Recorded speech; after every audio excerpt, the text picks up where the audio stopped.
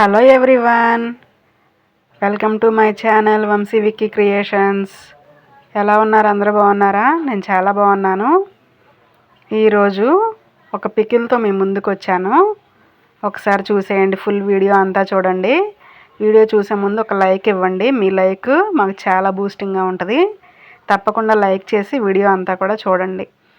Cauliflower పచ్చడి చేశానండి నేను.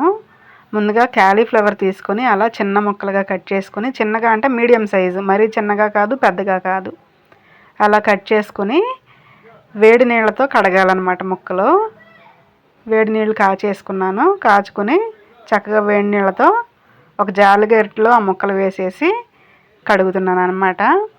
ఇలా కడిగితే ఏంటంటే ముక్కలు అనేవి మెత్తబడకుండా ఉంటాయి. అలా కాకుండా మనం వేడి నీళ్ళలో వేసేసామంటే ముక్కలు వేడికి ఉడికిపోయి మెత్తబడిపోతాయి అన్నమాట. అలా పచ్చడికి బాగోదని చెప్పేసి ఈ విధంగా కడుగుతున్నాను నేను. వేడి నీళ్ళతో కడిగేసి ఒక 2 నిమిషాలు అలా వదిలేసి మళ్ళీ చల్లటి నీళ్ళతో కూడా, అంటే నార్మల్ వాటర్తో కూడా ఒకసారి కడగాలి. మళ్ళీ ఒక 2 నిమిషాలు ఇలా వదిలేసి మళ్ళీ చల్లటి వాటర్తో కూడా కడిగేస్తానన్నమాట. అదిగోండి, చల్లటి నీళ్ళు తీసుకొని కడుగుతాను. మళ్ళీ చక్కగా దారలాగా పోస్తే ముక్కలన్నిటికీ కూడా వాటర్ అనేది వెళ్ళి క్లీన్ అయిపోతాయి అన్నమాట. ఎక్కడ గ్యాప్ రాకుండా అలా నీళ్లు పోసేసి కడిగేసాను.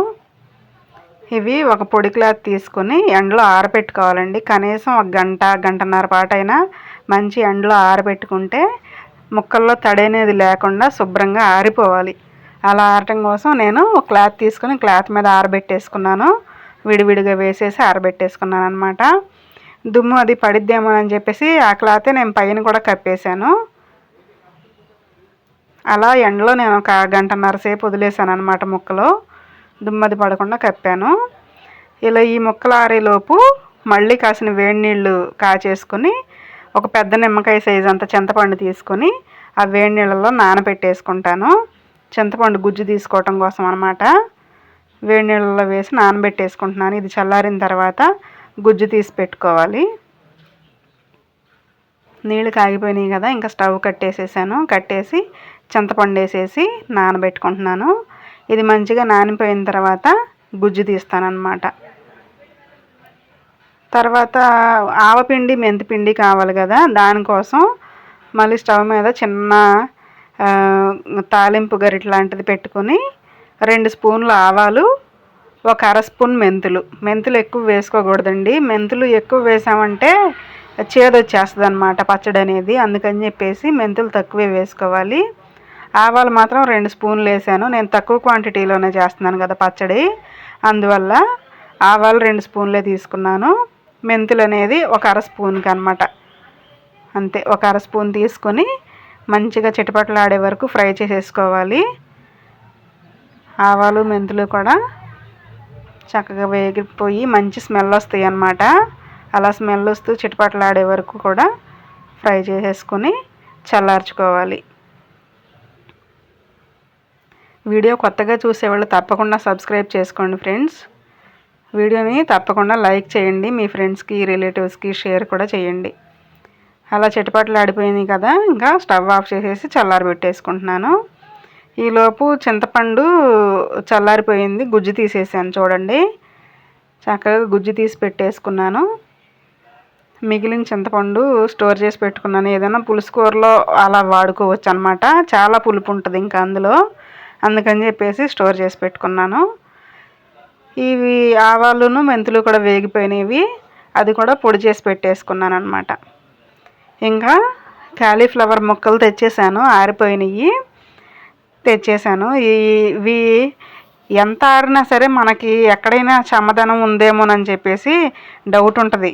అందువల్ల ఏం చేశానంటే నేను ముందుగా కొలత కోసం ఒక గిన్నె తీసుకుని ఆ ముక్కలు ఎన్ని అయినాయి అని చెప్పేసి కొలిచేసుకున్నాను. 2 డబ్బాలు అయినాయి.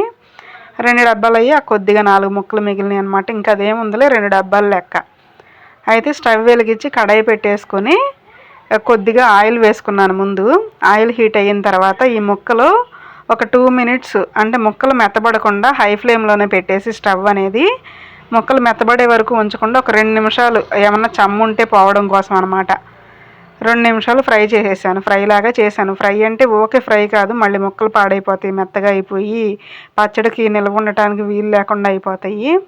అందువల్ల ఒక 2 నిమిషాలు మాత్రం హై ఫ్లేమ్లోనే పెట్టేసి ఫ్రై చేసేసాను. ఫ్రై చేసేసి ఇంకా తీసేసాను అన్నమాట. ఓకే ముక్కలు మెత్తబడేంత వరకు కూడా ఉడికించకూడదండి. ఒక 2 నిమిషాలు చాలు. 2 నిమిషాలు హై ఫ్లేమ్లోనే పెట్టాలి. మళ్ళీ లోలో పెట్టి వేపామంటే ముక్క అనేది మెత్తబడిపోద్ది. అందువల్ల హై ఫ్లేమ్లోనే పెట్టేసి ఒక 2 నిమిషాలు వేయించేసుకొని తీసేసుకోవాలి పక్కకి. అదే కడాయిలోకి తీసేసుకుంటున్నాను. ఇంకా నెక్స్ట్ తాలింపు కాల్చుకోవాలన్నమాట. ఇవి తీసేసిన తర్వాత తాలింపు కాల్చుకోవాలి. తాలింపు కోసం మళ్ళీ ఇదే కడాయి పెట్టేసుకుని దీంట్లో ఒక అరకప్పు వరకు ఆయిల్ వేసాను. నేను ఇక్కడ ఫ్రీడమ్ ఆయిలే తీసుకున్నానండి. నచ్చితే వేరుశనగ నూనె అలా కూడా తీసుకోవచ్చు. నేను ఇక్కడ ఫ్రీడమ్ ఆయిలే తీసుకున్నాను. ఒక అరకప్పు మంచి నూనె తీసుకొని హీట్ అయిన తర్వాత తాలింపు దినుసులు వేస్తున్నాను. తాలింపు దినుసులు, ఆవాలు. మామూలుగా మనం ఎక్కువ క్వాంటిటీలో చేయట్లేదు కాబట్టి తాలింపు దినుసులు పచ్చిశనగపప్పు అవి వేసాను. నేను ఎక్కువ క్వాంటిటీలో చేసేటట్టయితే అవి పప్పు దినుసులు వేయకుండా వట్టి ఆవాలు, ఎండుమిరపకాయ అలా వేసి చేసుకోవచ్చు తాలింపు. నేను తక్కువే చేస్తున్నాను కాబట్టి అవి కూడా వేసాను అన్నమాట.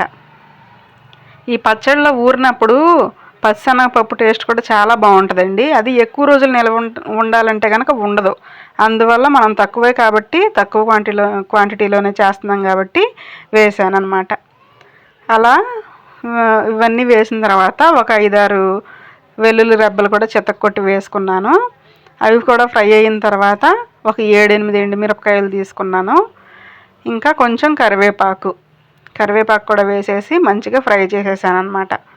ఇలా ఫ్రై చేసిన తర్వాత ఇవన్నీ ఫ్రై అయిన తర్వాత మనం ముందుగా చింతపండు గుజ్జు తీసి పెట్టుకున్నాం కదా, ఆ చింతపండు గుజ్జు కూడా ఇందులో వేసేయాలి. ఇవన్నీ ఫ్రై అయ్యాక వేసి చింతపండు గుజ్జు వేసి ఆ చింతపండులో ఉన్న నీరంతా ఎగిరిపోయి దగ్గరగా ఉడికిపోయేంత వరకు కూడా ఉడికించుకోవాలి చింతపండు. అప్పుడే టేస్ట్ అనేది బాగుంటుందండి. పచ్చడి కూడా నిలువ ఉంటుంది. ఈ గుజ్జు ఇలా వేసేసామంటే కనుక, ఇలా వేసి కలిపామంటే కనుక ఇందులో తడి ఉంటుంది కదా, చింతపండు గుజ్జులో తడి ఉంటుంది కదా, దానివల్ల కూడా పచ్చడి పాడైపోద్ది అన్నమాట. అందువల్ల మనం తాలింపులో ఈ చింతపండు గుజ్జు వేసి ఫ్రై చేసుకోవాలి. దగ్గరగా ఉడికించేసుకోవాలి. ఇలా కలుపుకుంటూ దగ్గరగా ఉడికించేసాను అన్నమాట. ఉడుకుతుంది చూస్తున్నారు కదా. దగ్గరే ఉండి చేశాను కాబట్టి స్టవ్ హై ఫ్లేమ్లో పెట్టాను. అదిగోండి ప్యాన్ నుంచి సపరేట్ అయిపోయేంత వరకు కూడా ఉడికించేసుకోవాలి. మనం ఎంత వేసామో చింతపండు చూడండి ఎంత అయిందో, అలా దగ్గరగా ఉడికిపోవాలన్నమాట. ఇలా ఉడికిపోయిన తర్వాత స్టవ్ ఆఫ్ చేసేసి ఇది పూర్తిగా చల్లారిపోనివ్వాలండి. ఈ తాలింపు చింతపండు ఇవన్నీ కూడా పూర్తిగా చల్లారిపోవాలి. వేడి మీద ఈ ఉప్పు కారం అవి వేసామంటే చేదు వచ్చేసిద్ది అన్నమాట పచ్చడి అనేది. అందువల్ల ఇది పూర్తిగా చల్లారేంత వరకు ఆగి, చల్లారిన తర్వాత ఇదిగోండి చల్లారిపోయింది చూడండి. చల్లారిన తర్వాత మనం ఈ పచ్చడికి కావలసిన ఉప్పు కారం అవి రెడీ చేసుకోవాలన్నమాట.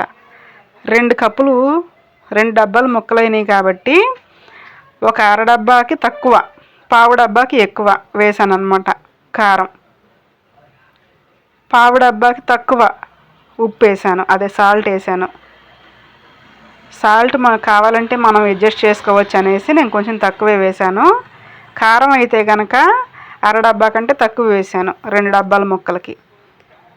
మనం ఆడిపెట్టుకున్నాం కదా ఆవాలు మెంతులు, అది కూడా పొడి వేసేసి ఇదంతా కూడా మంచిగా కలిసిపోయేంత వరకు కలిపేసుకోవాలి. ఆ తాలింపులో కలిపి చూపిస్తాను చూడండి.